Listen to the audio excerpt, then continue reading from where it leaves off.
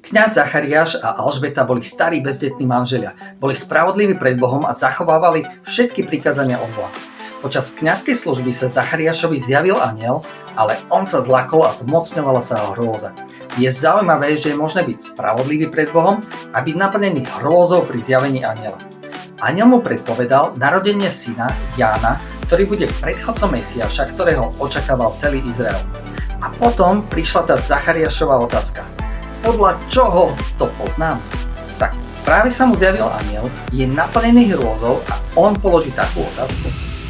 Boh ráta s našou nedokonalosťou. Nie vo všetkom dokážeme byť 100%. Ani Zachariáš nebol, ale Boh z neho urobil otca predchodcu Mesiáša. Boh nehľadá našich 100% dokonalosti. Hľadá naše úprimné a otvorené srdce pre jeho pôsobenie. Krátka modlitba.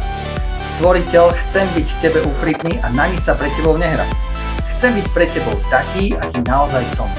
Viem, že ty dokážeš prijať moje nedokonalosti a postupne ma meniť na lepšie.